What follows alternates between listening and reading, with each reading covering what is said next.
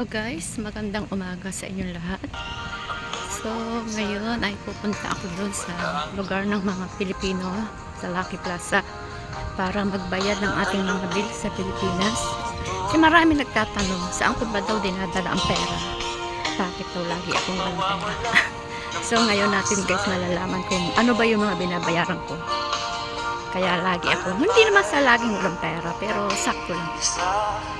Marami kasi akong binabayaran guys. Yeah. See you later. Train is coming na pala. Mga 1 hour din yung biyahe ko guys, papuntang city. Malayo kasi yung place namin sa city, kaya ay tiyagaan din talaga sa biyahe. Nakapambahay nga lang ako guys.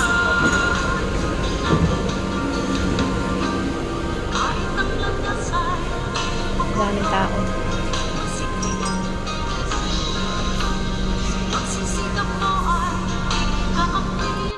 So ngayon na guys, andito na tayo sa city. So mag-withdraw muna tayo guys, kasi baka sa loob mahaba ang pila. Ito walang tao. Magbabayad tayo ng mga bayarin.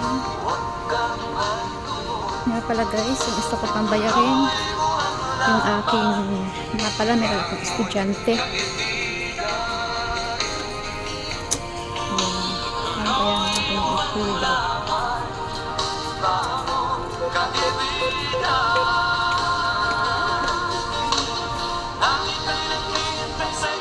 So yan na guys, nakapwede na tayo.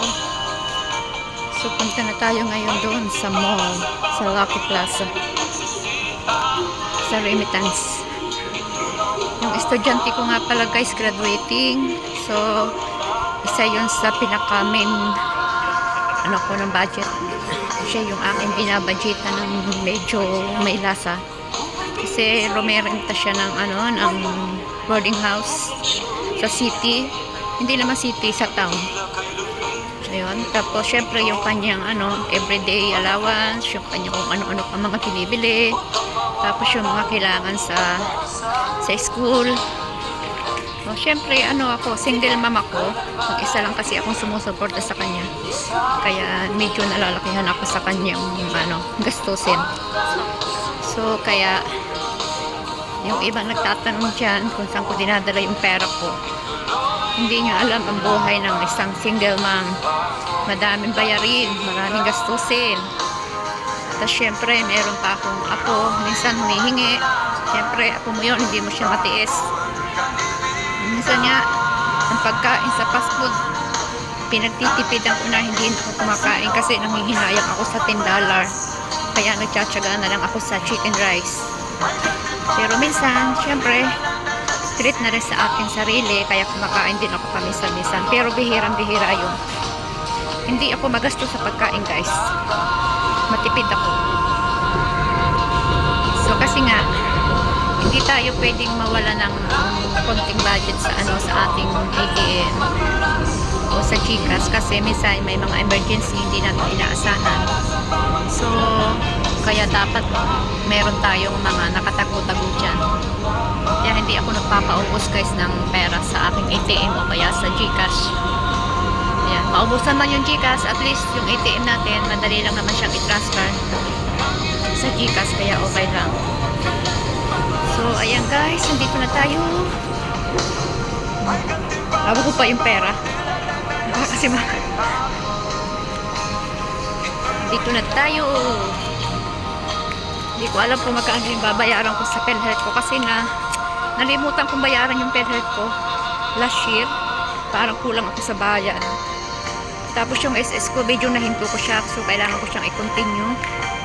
Hindi ko ngayon alam kung magkano yung aking babayaran sa SS. Kasi yung SS napakahalaga guys. Pero in case na mag-retire na tayo, meron tayong pension, diba?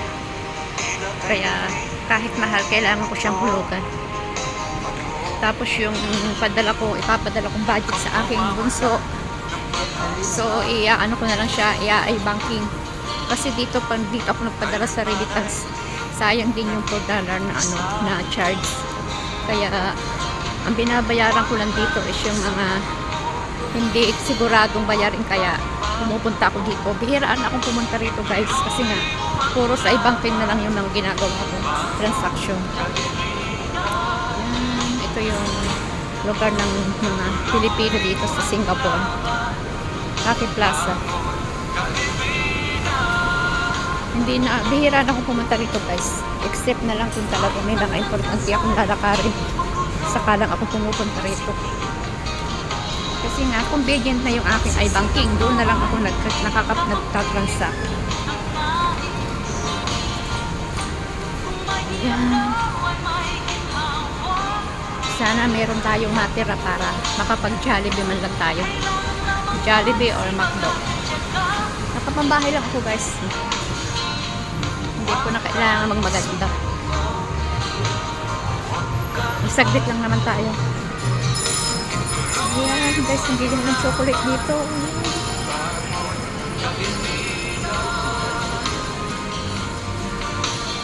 Ayan. Ang target natin ay yung remittance, Metro Remittance. Diyan kasi ako lagi nagpapadala. Tangkad na Malikaya.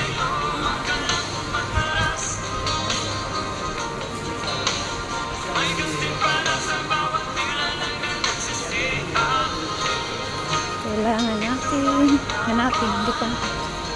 Dito lang yata yun. Hindi ko na masyadong kabisado. Kasi once in a blue man lang talaga ako pumunta rito. Sana yung SS ko maayos ko pa. Tapos yung aking PhilHealth, hindi ko alam kung magkano ang aking babayaran sa PhilHealth. So ayan guys, andito na ako sa Metro Remittance. Metro Remittance. Paano kaya ang palitan? 41.35 guys.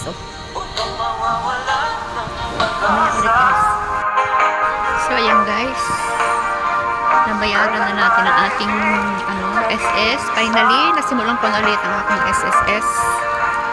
So ang kinuha ko lang ay 1,120 a month. So pwede ko naman siyang i-update, pwede ko siyang taasan anytime.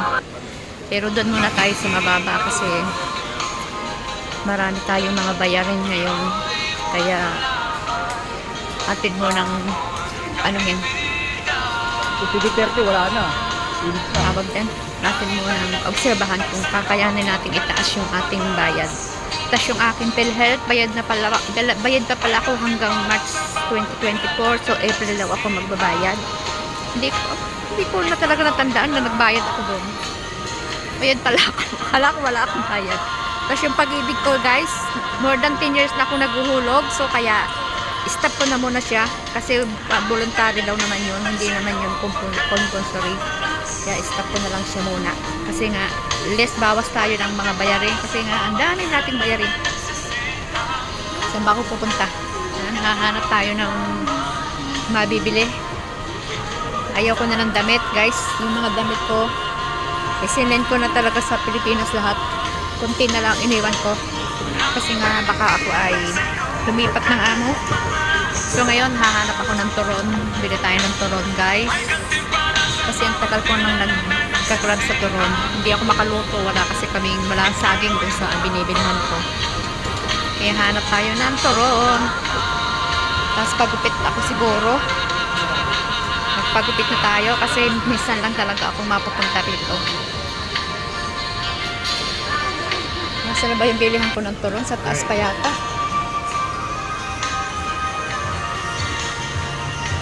Air-remit. Nandito na pala yung air-remit. Saan ba yung bilihan ko ng turon? Sa taas.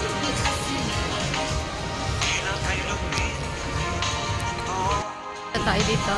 Bili tayo ng suka. Suka guys. Kasi magluluto tayo ng adobo.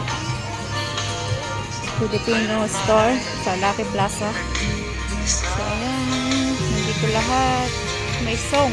May song.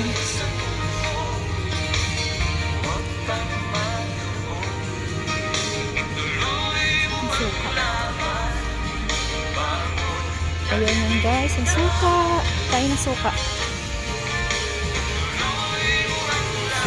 Music. 250. Mahal naman. Mahal naman ang suka.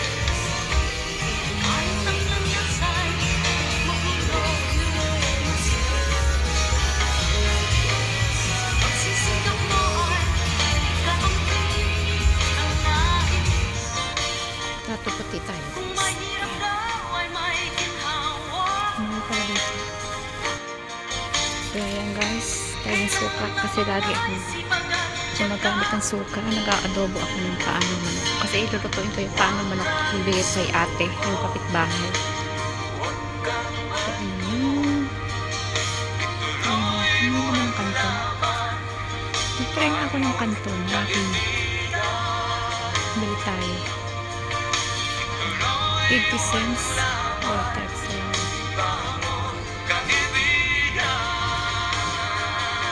Hindi ko lahat ng Filipino salads.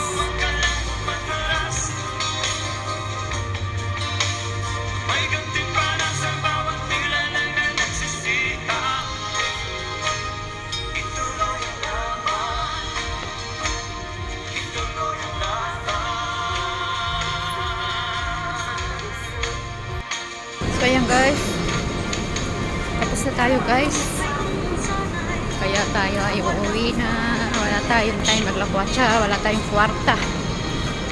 Hindi na ako nagpagupit guys, sayang yung 20. Saka na lang ako magpapagupit. Yan lang hihinayang sa 20 guys, pang pagupit. Saka na siguro pag medyo wala tayong masyadong bayarin, magpapadala pa ako ng allowance ng aking bunso. Wala pang allowance.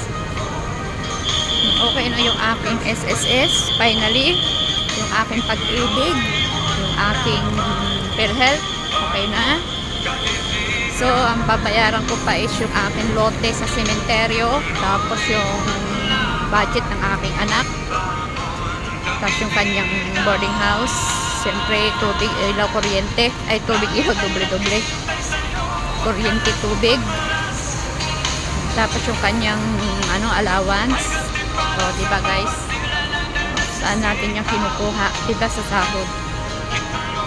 Ayan ang aking mga bayarin guys.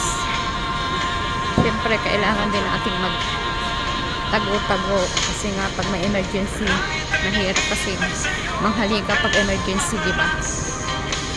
Kaya kailangan na rin tayo mga nakatago-tago dyan. So yun lang guys, yan ang aking mga bayarin monthly. Kaya talagang hindi pa pwedeng umuwi kasi mag-isa lang akong magtatrabaho, single mom, lahat ng bayarin sa akin. Kaya ayan, kailangan pa natin kumayod, hindi pa natin kailangan umuwi, trabaho pa.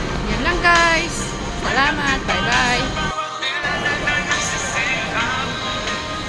Guys, nagutom na, kakain muna tayo ng lunch. 12:30 na ngayon. Lunch tayo guys.